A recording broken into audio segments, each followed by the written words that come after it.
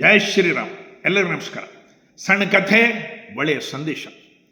ಅಯಂ ನಿಜ ಪರೋವೇತ್ತಿ ಗಣನಾಂ ಲಘುಚೇತಸಃ ಉದಾರ ಚರಿತಾನಾಂತು ವಸುಧೈವ ಕುಟುಂಬಕಂ. ಈ ವಸುಧ ಎಲ್ಲ ಒಂದೇ ಕುಟುಂಬ, ನಾವೆಲ್ಲ ಒಂದೇ.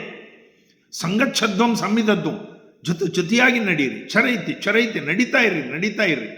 ಈಶಾನ ಸರ್ವ ವಿದ್ಯಾನಾಂ ಈಶ್ವರ ಸರ್ವಭೂತಾನಾಂ, ಎಲ್ಲರಲ್ಲಿ ಇರ್ತಕ್ಕಂಥ ಜ್ಯೋತಿ ಸ್ವರೂಪ ಭಗವಂತ ಒಂದೇ, ನಾವೆಲ್ಲ ಒಂದೇ. ಊಚ ನೀಚ ಹೆಚ್ಚು ಕಡಿಮೆ ಆಲೋಚನೆ ಮಾಡಬೇಡ್ರಿ. ಅಸ್ಪೃಶ್ಯತೆ ಮಹಾಪಾಪ, ಯಾರೂ ಆಚರಣೆ ಮಾಡಬೇಡ್ರಿ. ಇದು ನಮಗೆ ವೇದ ಉಪನಿಷತ್ತುಗಳು ಹೇಳಿಕೊಟ್ಟಂಥ ವಿಚಾರಗಳು.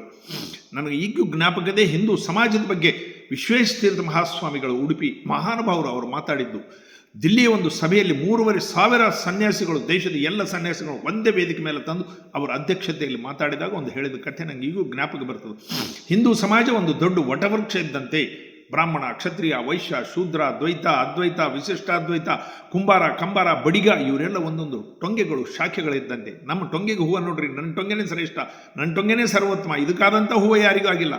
ಇದೇ ಜಗಳದಲ್ಲಿ ಇರಬೇಡ್ರಿ. ಯಾವನೋ ಬೊಡ್ಡೆ ಕಡಿತಾ ಇದ್ದಾನೆ ನೋಡ್ರಿ, ನಿಮ್ಮ ಗಿಡದ ಬೊಡ್ಡೆನೇ ಬಿತ್ತು, ಗಿಡ ತೆಳಗೆ ಬಿತ್ತು, ಹಿಂದೂ ಸಮಾಜ ಉರಳಿ ಬಿತ್ತು ಅಂದ್ರೆ ನಿಮ್ಮ ಗತಿ ಏನು ಅಂತೇಳಿ ನೋಡ್ರಿ. ನಾವು ದೇಶದ ಬಗ್ಗೆ ಆಲೋಚನೆ ಮಾಡಬೇಕು. ಅವ್ರು ಹೇಳಿದ ಮಾತು ಅದೇ ಎಚ್ಚರಿಕೆ. ಇವತ್ತು ದೇಶದ ಪರಿಸ್ಥಿತಿ ಏನು? 4 ಲಕ್ಷ ನಿರಾಶ್ರಿತರು ಇವತ್ತಿಗೆ ನಮ್ಮ ಪಂಡಿತರು, ಕಾಶ್ಮೀರಿ ಪಂಡಿತರು ನಮ್ಮ ದೇಶದಲ್ಲಿ ನಿರಾಶ್ರಿತ ಕೊಳಚೆ ಪ್ರದೇಶದಲ್ಲಿದ್ದಾರೆ. ಲವ್ ಜಿಹಾದ್ ನಡೀತಾ ಇದೆ. ಹಿಂದೂ ಬಂಗ್ಲಾದಲ್ಲಿ ನರಸಂಹಾರ ನಡೀತಾ ಇದೆ. 5,000 ಹಿಂದೂಗಳು ದಿನ ಮತಾಂತರ ಆಗಿ ಹೋಗ್ತಾ ಇದ್ದಾರೆ. ನಾವು ನಮ್ಮ ದೇಶ ಧರ್ಮದ ಬಗ್ಗೆ ಮೊದಲನೇ ಆಲೋಚನೆ ಮಾಡಬೇಕು. ನಾನು ಆ ರಾಮಾನುಜ ಮತದ GR ಸ್ವಾಮಿಗಳು ಮಾತಾಡಿದ್ದು, ಇಲ್ಲಿ ಕರ್ನಾಟಕದಲ್ಲಿ ಮಾತಾಡಿದ ಕೆಲವು ಸಂತರು, ನಾನು ತೆಲಂಗಾಣ ಅಂತ ಹೇಳಿದ್ದೆ, ಕರ್ನಾಟಕದಲ್ಲಿ ಮಾತಾಡಿದ ಸಂತರು ಬಸವೇಶ್ವರ ಪಂಥದವರು. ಲಕ್ಷ್ಮಿ ಅಂದ್ರೆ ಯಾರು? ಹುಯಿಸ್ ಲಕ್ಷ್ಮಿ, ಜೂಲಿ ಲಕ್ಷ್ಮಿ ಅಂಥೇಳಿ ವ್ಯಂಗ್ಯವಾಗಿ ಮಾತಾಡೋದು ಸರಿಯಾದಂಥದ್ದಲ್ಲ. ನೀವೆಲ್ಲ ಸಂತರು, ನಿಮ್ಮ ಕಾವಿ ಬಟ್ಟಿಗೆ ನಾವು ಪ್ರಣಾಮ ಮಾಡ್ತೀವಿ, ನಮಸ್ಕಾರ ಮಾಡ್ತೀವಿ. ಆದರೆ ಈ ರೀತಿ ಸಮಾಜದಲ್ಲಿ ನಿಮ್ಮಲಿಂದ ಅಭಿಪ್ರಾಯ, ಯಾರು ನಗುತ್ತಾ ಮಾತಾಡ್ತಾ ಕೇಳ್ತಾ ಕೂತು ಬಿಡ್ತಾರೆ. ಕೆಲವು ಮಂದಿ ಏನು ತಿಳಿಯೋದಿಲ್ಲ, ಅಮಾಯಕವಾಗಿ ಆ ರೀತಿ ಮಾತಾಡೋದು ಎಷ್ಟು ಸಮಂಜಸ? ಇನ್ನೊಂದು ಧರ್ಮದ ಬಗ್ಗೆ ಮಾತಾಡಿದರೆ ರುಂಡಚ್ಛೇದನ ಮಾಡ್ತಾರೆ. ನಿಮಗದು ಗುರುತು. ಕೇವಲ ಹಿಂದೂ ಸಮಾಜದ ಬಗ್ಗೆ ಮಾತಾಡ್ತಾರೆ. ಯುವಕರು ಜಾಗೃತ ಆಗಬೇಕು. ಯುವಕರು ತಿಳಿದುಕೊಡ್ರಿ. ಯಾವುದೋ ಒಬ್ಬ ಸ್ವಾಮಿ ಹೇಳ್ಯಾನ, ಯಾವುದೋ ಮಠ ಹೇಳ್ಯಾನ, ಯಾವುದೋ ಪಂಡಿತರು ಹೇಳ್ಯಾನಂತೆ ಕೂತು ನಗುತ್ತಾ ಚಪ್ಪಾಳೆ ಬಾರಿಸಬೇಡ್ರಿ. ನಿಮ್ಮ ಧರ್ಮದ ಬಗ್ಗೆ ನೀವು ಆಲೋಚನೆ ಮಾಡಿರಿ. ರಮಣ ಮಹರ್ಷಿಗಳು, ವಿವೇಕಾನಂದರು, ರಾಮಕೃಷ್ಣ ಪರಮಹಂಸರು, DVG ಅವರು, ಮಂಕುತಿಮ್ಮನ ಕಗ್ಗ, ಅದೇ ರೀತಿ ಸಿದ್ದೇಶ್ವರ ಸ್ವಾಮಿಗಳು ಮಾನವೀಯತೆ ಬಗ್ಗೆ ಹೇಳಿದ ಮಹಾನುಭಾವರು, ನಡೆದಾಡೋ ದೇವರು ಅಂಥೇಳಿ ಸಿದ್ಧಗಂಗಾ ಸ್ವಾಮಿಗಳು, ಇವರೆಲ್ಲ ಸಂತರದ್ದು ಓದ್ರಿ ವಿಷಯಗಳನ್ನು, ಅವರು ಹೇಳಿದ ವೇದಾಂತಗಳನ್ನು ತಿಳ್ಕೊಡ್ರಿ. ನಿಮ್ಮ ಧರ್ಮನೂ ನೀವು ಆಚರಣೆ ಮಾಡ್ರಿ, ಬೇಡ ಅಂತಲ್ಲ. ನಾನು ಅವು ಎರಡರ ಬಗ್ಗೆ ಹೇಳಿದ್ದೆ. ಇವತ್ತು ದ್ವೈತ ಮತದ ಬಗ್ಗೆ ಹೇಳ್ತಾ ಇದ್ದೇನೆ. ದ್ವೈತ ಮತದ ಸ್ವಾಮಿಗಳು ಎಲ್ಲರೂ ಅಲ್ಲ, ದಯಮಾಡಿ ಎಲ್ಲರೂ. ನಾನು ಇದರ ಬಗ್ಗೆ ಮಾತಾಡೋದೇ ಬಂದ್ ಮಾಡಿದ್ದೆ. ಆದರೂ ಅವರು GR ಸ್ವಾಮಿಗಳು ಮಾತಾಡಿದ್ದಕ್ಕೆ ನಾನು ಹೇಳಬೇಕು ಸಮಾಜಕ್ಕಂತ ಅನಿಸಿ ಹೇಳ್ತಾ ಇದ್ದೇನೆ. ದಯಮಾಡಿ ಈ ದ್ವೈತ ಮತದ ಸ್ವಾಮಿಗಳು, ಸನ್ಯಾಸಿಗಳು ಕೆಲವರು ಇದನ್ನು ದಯಮಾಡಿ ಜ್ಞಾಪಕ ಇಟ್ಕೊಳ್ರಿ.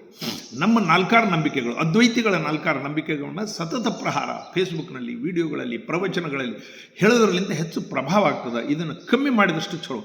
ನಾನು ಹೆಸರು ಹೇಳಬಾರ್ದು. ಒಬ್ಬ ದೊಡ್ಡ ಸಂತರು, ಅದ್ವೈತ ಸಂತರ ಬಗ್ಗೆ ನಾನು ಹೋಗಿ ದರ್ಶನ ತೊಗೊಂಡು ಅವ್ರಿಗೆ ಕೇಳಿದ್ದೆ, ಈ ವಿಷಯಗಳು ಹೇಳಿದ್ದೆ. ಈಗ ದ್ವೈತದವರೆಲ್ಲ ನಮ್ಮ ನಂಬಿಕೆ ಶ್ರದ್ಧೆಗಳ ಬಗ್ಗೆ ಮಾತಾಡ್ತಾರೆ ಅಂತ ಹೇಳಿದಾಗ ಅವ್ರು ಏನಂದ್ರು, ಒಂದೇ ಮಾತು, ಅವ್ರ ಬಾಧ ಎಷ್ಟಾಗಿರ್ಬೇಕು ಮನಸ್ಸಲ್ಲಿ.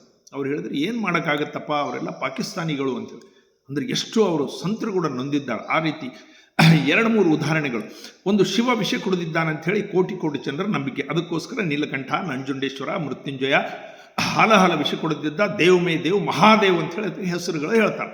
ಇಲ್ಲ, ಶಿವ ವಿಷ ಕುಡಿದಿಲ್ಲ, ವಾಯುದೇವರು ಕುಡಿದಿದ್ದಾರೆ. ಸ್ವಲ್ಪ ತಿಕ್ಕಿ ನೆಕ್ಸಿದ್ರು, ಸಾಯ್ತಿದ್ದ. ತಲೆಯಲ್ಲಿ ವಿಷ್ಣುಪಾದದಿಂದ ಬಂದ ಗಂಗೆ ತಲೆಯಲ್ಲಿಟ್ಟರು. ಏನೇನೋ ಕಥೆಗಳನ್ನು ಕಟ್ತೀರಿ. ನಾವು ತಿರುಪತಿಗೆ ಹೋದಾಗ ವೆಂಕಟೇಶ್ವರ, ಮಂತ್ರಾಲಯಕ್ಕೆ ಬಂದಾಗ ರಾಘವೇಂದ್ರ ಸ್ವಾಮಿಗಳು, ಶಿರಡಿಗೆ ಹೋದಾಗ ಸಾಯಿಬಾಬಾ, ಹೀಗೆ ಒಂದೊಂದು ಕ್ಷೇತ್ರ ಅವರವ್ರ ನಂಬಿಕೆ, ಅವರವ್ರ ಶ್ರದ್ಧೆಗಳು, ಅವ್ರು ಹೋಗ್ತಾರೆ.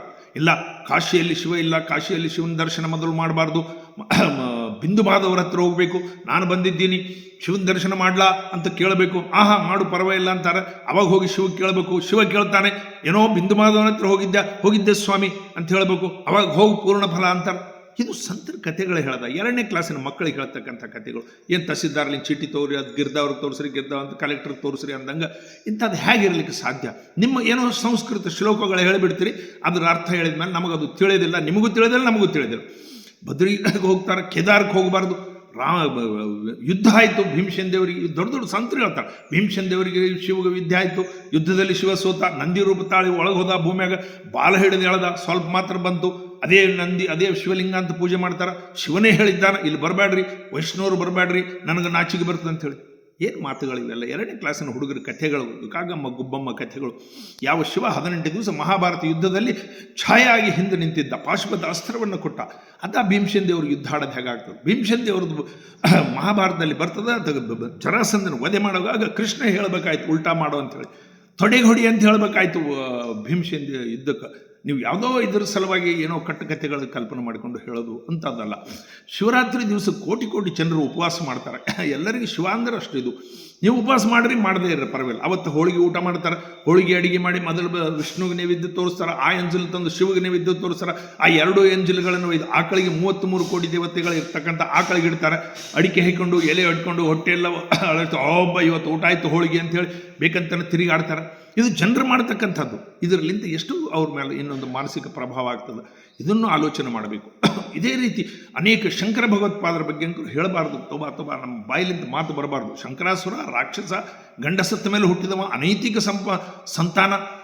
ಅವ ಹಿಂದಕ್ಕೆ ರಾವಣ ಆಗಿದ್ದ, ಕಂಸ ಆಗಿದ್ದ, ಕೃಷ್ಣನ ವೇಳಕ್ಕೆ. ಈಗ ನಮ್ಮ ಮಧ್ವರ ಹುಟ್ಟೋದು ಮೊದಲೇ ಅಡ್ವಾನ್ಸ್ ಆಗಿ ಹುಟ್ಟಿ ಬಂದು ವೇದಗಳು ಇಲ್ಲ ಅಂತಾನ, ಅಹಂ ಬ್ರಹ್ಮಾಸ್ಮಿ ಅಂತಾನ, ತಾನೇ ದೇವರಂತಾನ ಅಂಥೇಳಿ ಏನು ಅಪಪ್ರಚಾರಗಳು.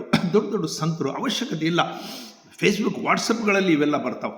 ನಮ್ಮ ನಂಬಿಕೆಗಳು ಶ್ರದ್ಧೆಗಳು ಇರಲಿ. ಆ ವಿಷಯ ನಿಮ್ಮ ಬಗ್ಗೆ ತಿಳಿದಿದ್ದರೆ ನಿಮ್ಮ ಇಂಡೋರ್ನಲ್ಲಿ ಹೇಳ್ರಿ. 2ನೇ ಕ್ಲಾಸಿನ ಸುಧಾ ಕಲಿತಕ್ಕಂಥ ಪಂಡಿತರ ಪುಸ್ತಕಕ್ಕೆ ಇಟ್ಟುಬಿಟ್ಟಿರಿ. ಪಾಪ ಅವರು ಮಣಿಮಂಜರಿ ಕಲಿತು ಮುಂದೆ ಬಂದಾಗ ವಿಷ ತುಂಬಿ ತುಂಬಿ ತುಂಬಿ ಆ ವಿಷದ ಗಿಡ ವಿಷದ ಹಣ್ಣುಗಳೇ ಕೊಡ್ತದೆ ಹೊರತು ಸಿಹಿಯಾದ ಹಣ್ಣು ಕೊಡ್ಲಿಕ್ಕೆ ಸಾಧ್ಯ ಇಲ್ಲ. ಪಾಪ ಅವ್ರಿಗೆ ಏನೂ ಗೊತ್ತಿಲ್ಲ. ತುಂಬಿ ತುಂಬಿ ತುಂಬಿ ತುಂಬಿ ಸಣ್ಣ ಇದರಾಗಿದ್ದಾಗ ಅವ್ರನ್ನ ಮಾಡಿಬಿಟ್ಟಿದ್ದೀರಿ. ಪಂಡಿತೋ ಬ್ರಹ್ಮರಾಕ್ಷಸ, ಎಲ್ಲ ಪಂಡಿತರಲ್ಲ. ಅದಕ್ಕೆ ಕಬೀರ್ದಾಸರು ಒಂದು ಕಡೆ ಹೇಳ್ಯಾರ, ಪೋತಿ ಪಡ್ಪಡಮುವ ಪಂಡಿತ ಭಯನೋ ಕೊಯ್ 2.5 ಅಕ್ಷರ ಪ್ರೇಮಕ ಪಡೇಸು ಪಂಡಿತ ಹೊಯ್ ಕಬೀರ. ಗ್ರಂಥಗಳು ಓದಿ ಓದಿ ಪಂಡಿತರಾಗ್ಲಿಕ್ಕೆ ಸಾಧ್ಯ ಇಲ್ಲ ತಮ್ಮ. ಪ್ರೇಮ ಅಂತಕ್ಕಂತಹ 2.5 ಅಕ್ಷರವನ್ನು ತಿಳ್ಕೊಡ್ರಿ ಅಂತೇಳಿ ನಾನೆಲ್ಲರಿಗೆ ಕೈ ಜೋಡಿಸಿ ಪ್ರಾರ್ಥನೆ ಮಾಡೋದು. ಶಿವನ ಬಗ್ಗೆ, ಶಂಕರರ ಬಗ್ಗೆ, ಅದ್ವೈತದ ಬಗ್ಗೆ ಈ ನಂಬಿಕೆಗಳವ, ಅವ್ರ ನಂಬಿಕೆ ಅವ್ರಿಗಿರಲಿ. ಆ ನಂಬಿಕೆಗಳ ಬಗ್ಗೆನೇ ಹೇಳಬೇಡ್ರಿ. ವಿದ್ಯಾರಣ್ಯರು ಎಂದೂ ಎರಗೊಳಕ್ಕೆ ಬಂದಿಲ್ಲ. ಅಕ್ಷೋಭರಿಂದ ಸೋತ ವಿದ್ಯಾರಣ್ಯರು ಜಯತೀರ್ಥಲಿಂದಲೂ ಸೋತರು. ಏನು ಕಥೆಗಳು. ಜಯತೀರ್ಥರು ಮಹಾನುಭಾವರು, ಅವ್ರ ಬಗ್ಗೆ ಹೇಳ್ರಿ. ಆಚಾರ್ಯ ಮಧ್ವರು ಮಹಾನುಭಾವರು, ಭಕ್ತಿ ಮಾರ್ಗದಿಂದ ಸಹಜವಾಗಿ ಸರಳವಾಗಿ ಜೀವನ ಸಾಕ್ಷಾತ್ಕಾರ ಮಾಡಿಕೊಳ್ಬೇಕು ಭಗವಂತಂದಂಥೇಳಿ ಹೇಳಿದ ಮಹಾನುಭಾವರು. ಅವ್ರ ಬಗ್ಗೆ ಹೇಳೋದು ಏನೂ ಇಲ್ಲ. ಟೀಕಾರಾಯರ ಬಗ್ಗೆ ಹೇಳೋದೇನಿಲ್ಲ. ಕೇವಲ ಅದ್ವೈತ ಅದರದ್ದೇ. ಈ ಭಾವನೆ ಸರಿಯಾದಂಥದ್ದಲ್ಲ. ದಯಮಾಡಿ ಯಾರು ಮಾಡ್ತಿರೋ ಅವರು ಮಾತ್ರ ನಾ ಹೇಳ್ತಾ ಇದ್ದೇನೆ. ಅವರು ಇಲ್ಲಿಗೆ ನಿಂದಿರಿಸಿ ಸಮಾಜದಲ್ಲಿ ಸಾಮರಸ್ಯಕ್ಕಾಗಿ ಪ್ರೇಮಕ್ಕಾಗಿ ಮಾಡಿದರೆ ಬಹಳ ಆನಂದವಾಗಿರ್ತದೆ. ನೀವು ಜೊತೆಯಾಗಿ ಬಾಳೋಣ. ಈಗಿನ ದೇಶದ ಪರಿಸ್ಥಿತಿ ಭಯಾನಕವಾದಂಥದ್ದು. ಮುಂದಿನ ನಾವೇನೋ ಹೋಗಿಬಿಡ್ತೀವಿ, ನಮ್ಮ ಮುಂದಿನ ಪೀಳಿಗೆ ಹಾಗೆ. ಅದರ ಬಗ್ಗೆ ನಾವೆಲ್ಲರೂ ಆಲೋಚನೆ ಮಾಡಬೇಕು. ಭಾರತ್ ಮಾತಾಗೆ ಜೈ. ಎಲ್ಲರಿಗೂ ನಮಸ್ಕಾರ.